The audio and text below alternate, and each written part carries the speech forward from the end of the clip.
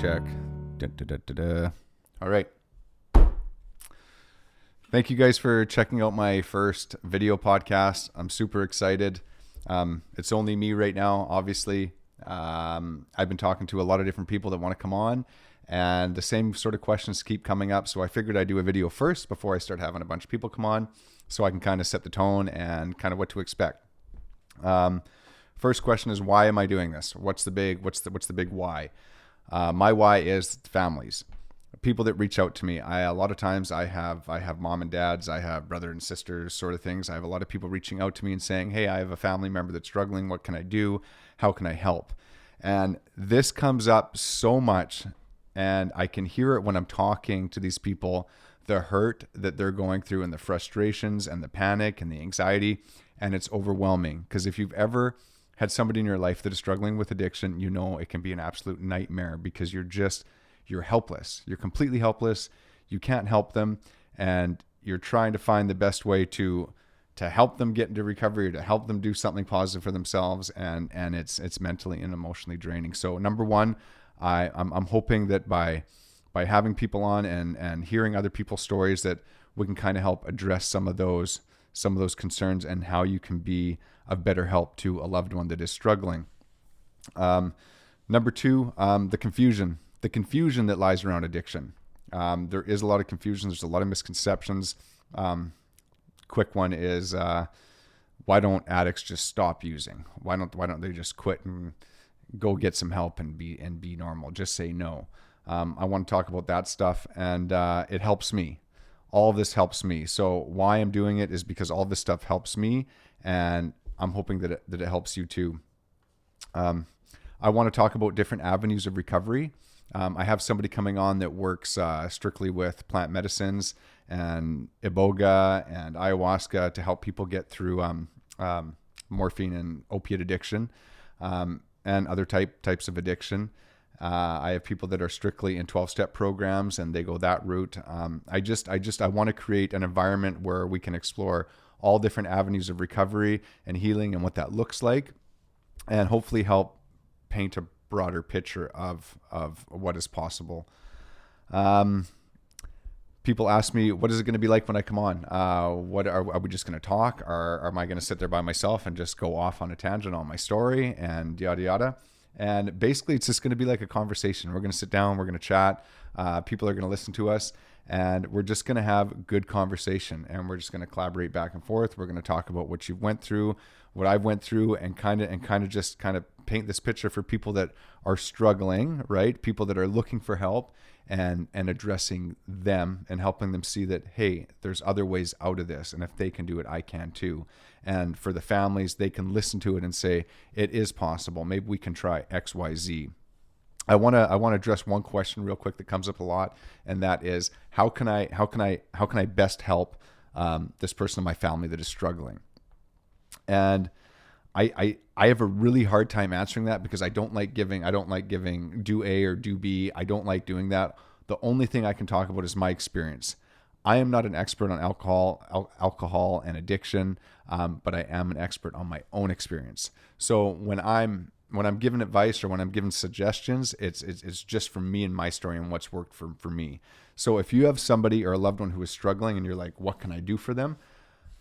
I think what's important is looking at love. What's the best thing I can do for them? If you are giving them money, if you're providing them with a warm place to stay, if you're paying their bills, if you're keeping them afloat, you are not doing the best thing for them. You are enabling the addiction. You are enabling them to keep doing what they're doing without consequence. I believe you have to close the door. You have to give them some options and say, I'll help you get to treatment here. I'll give you a couple options to help you. But if you don't want to do those things, the door's closed. And I'm not going to pretend that I know how hard that is. I've sat on the other side of it and had my parents say, we're done. You can't come home. You're cut off. We're not going to help you anymore. This is it.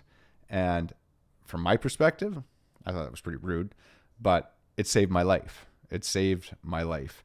And it's got to be so hard on the family to close the door on somebody that they love and like take a back seat and to get out of the ring.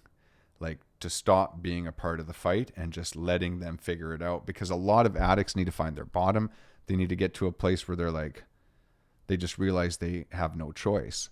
And the sad part is a lot of people end up on the street and they never get off the street. And I could go on about this forever, but what else is there? I was going to talk a little bit about my story.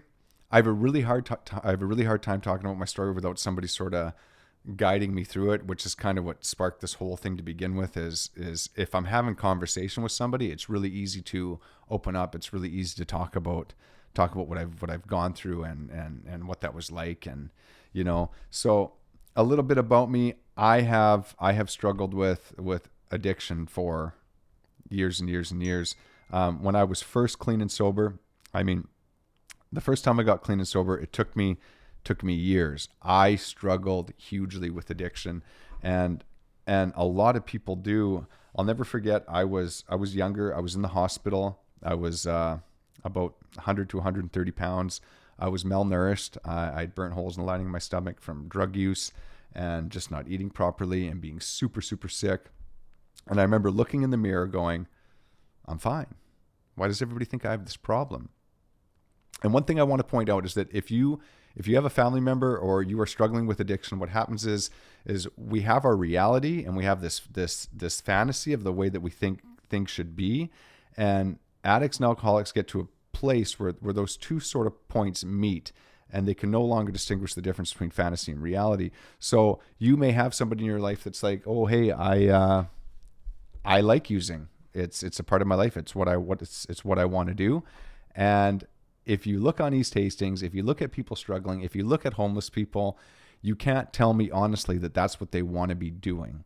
If it was as simple as just saying no and getting off the street, people would just say no. Drug addicts and alcoholics get to a point where they're mentally sick, emotionally sick, physically sick, and they can't get out of it. They're in a cycle. And it takes sometimes I feel like it takes literally grabbing someone and removing them from their environment and putting them in a safe place where they can start their recovery journey. And sometimes that doesn't work. For me, I know I've always had a massive amount of support around me. Even when I was down and out, I felt like I could always reach out to somebody. I always had somebody to talk to. And I think that's hugely important, no matter what you're going through, like even as a parent or if you're an addict, keeping those people close to you that you can talk to, that you can reach out to, really, really important. I wrote a bunch of notes here. So let's see what I wrote down. What do I hope to achieve? Awareness and understanding. I want people to become more aware of addiction. In the last like 6 months to a year, I don't know if you've noticed, but it maybe just because my attention is on it now, but more and more people are dying, more and more people are overdosing. It's probably the worst time in history to be using drugs right now because of everything that's going on. There's fentanyl and everything. It's killing people left and right, and it is scary. It's super, super scary. I mean, it's in everything now. I'm terrified of it. Avenues to reach out. I feel like it's important that people have an avenue to reach out, that people can reach out to me, and that when I'm sitting with other people that they can maybe get their contact information too. I think it's important just to create a bigger net and to create a bigger safe place for people. I did mention that I had some people coming on. I don't know if I've said this now or the last 15 videos I've tried to do. This is impossible. Because I never feel like I'm getting it right. And, at the end of the day, it's like, just put it out. You just got to talk to people and you just got to put it out there because whatever. Right. So again, I have a lady coming on that works strictly with plant medicines, people that are strictly involved in 12-step programs, which is amazing. People that do recovery their own way. There is a plethora of different ways to recover, and it's funny because if you talk to anybody in any sort of specific group, a lot of times you'll get the answer of this is the only way and this is the best way, and I'm finding that not to be true. Like I've kind of dabbled in all sorts of areas for my own recovery, and I mean, I was clean and sober for 7 years, and then I relapsed and I could not get sober again. And I had a buddy call me. He's like, hey, why don't you go to South America and do this ayahuasca thing, this plant medicine stuff? And I was like, no, man, that's using. It's bad. Like, don't do that. And I was really, really against it, right? And when I came out of recovery, I was like pro recovery. I was telling everybody how to get sober, and I was just over the top. Anyways, a buddy calls me and says, why don't you try this? And I'm like, sure, I'll give it a try. So I ended up going to South America. I sit in this native healing circle for like 2 weeks, and we go through all these sort of plant medicine ceremonies. And yeah, man, it was a part of my recovery that I'll never forget, because it helped me see things a different way, and it launched me on this new road to recovery. And I just want to be clear that 12-step recovery is the foundation of my sobriety, and it always will be. If you are new to recovery, 12-step programs are incredible if you follow them. You know, like, people fail the program. The program doesn't fail people. And I truly believe that. And it's about having the right people surrounding you and the right people going through it to help you. You know, I'm kind of rambling all over the place. What else can I talk about here? 3%. If you're using right now, if you're struggling, 3% of people who try to get sober will stay sober. 3%. The other 97% do the dance of death. That's just a fact right now. Look that up online. I'm not going to tell you anything that's not true. Addiction is a scary, scary thing. I feel like people do recover. I feel like that addicts and alcoholics do recover if they get the right help and they're persistent with it. Truly believe people can recover. I also believe that nobody is exempt from addiction once you are an addict. That's just a personal belief. I feel like I am not exempt from that anymore. I've crossed that line that is in me. There's neural pathways that are there, and I can fall back into that trap if I'm not doing the things that I need to do on a daily basis to make sure that I am well. I will fall back into that. So I'm mindful of that. If you're new in sobriety, I can tell you that when I was new in sobriety, every waking moment was about being clean and sober. Every waking moment was like, I got to get through today, and then I'm going to have another day, and things are going to be good, and I'm just going to keep on moving forward. And that goes on for a really long time. And I'm seeing a therapist now. I see a psychotherapist once a week. Some of us need more help than others. I need a lot of help. And I enjoy it, man. I enjoy digging through my crap. I feel lighter afterwards. I like exposing what I can't find on my own. I find therapy very, very helpful. I find talking to people helpful. It is my outlet, 100%. And that's why I'm so excited to do this, because I feel like it's going to be helpful to everybody. Where was I? I was talking about therapy. I was talking about recovery. Makes sense. How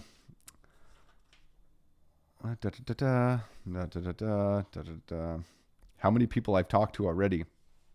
I don't know if I talked about this already, but I have talked to an overwhelming amount of people that want to come on and that want to share their stories. It is huge. Just the people in the last couple months is unreal. Like, I have so many people that want to come on and talk about their life and go through this to be a part of like helping somebody else. I'm overwhelmed. And I wish I could just line people up and start talking one after another, but it's not that easy. So basically, yeah, I just wanted to make this first video to kind of share what's going on, what the direction is, when everything's going to kind of start happening. And some content is better than no content. So I'm going to put this out there. If you find this video even a little bit helpful, please share it. I'm really trying to get some awareness out. I really want to create sort of a group or like a following of people that can benefit from this. If you know somebody that could, share it for like 10 minutes on your timeline. Do the like thing on YouTube. I don't understand YouTube fully, but I'm going to put this video there, and hopefully people do the like thing and other people can see it, and then I can get more people to come and share. And yeah, really, really cool. I hope you guys enjoyed this ramble session. The next one, I'm going to have somebody on, which I'm really excited about. I wish I could start talking about people's stories before they come on, but that'd be a big no. I'll let them do that when they get here. And I'm super, super excited. If you want to come on or you want to share your experience and what you've been through, and it doesn't even have to be drugs and alcohol related. It doesn't have to be like addiction related at all. When I started this, it was about like people who are successful, or people who find this road to being successful and what success means to them. I just really want people to come on with success stories and like what's helping them. And I feel like it's a really beautiful and cool thing to get into. And I'm so grateful for the supporters out there and the people that are watching. So thank you so much. That was all of 15 minutes. What did I talk about for 15 minutes? Oh my gosh. Okay, so I'm probably going to watch this again and try and make another video, but I'm not. I'm just going to put it up, and that's it. That's it. So thank you guys so much. One thing real quick, if you're watching this right now and you're struggling, DM me. Send me a message. I will talk to you. I'll set you up with some help. I have a lot of what's it called? Resources at my fingertips that I can help you with, that I can put you in touch with people. I can get you into recovery houses. I'll do what I can to help. If you have somebody struggling in your life and you're having a hard time, by all means reach out to me. I would love to talk to you. I would love to do what I can to help you and see if there's something that we can't put in place to help the person in your life that's struggling. So thank you so much. I'm done now. I'm leaving it at that. Okay. Thank you, and have a really great day, and we'll talk to you hopefully within the next couple of weeks. Okay.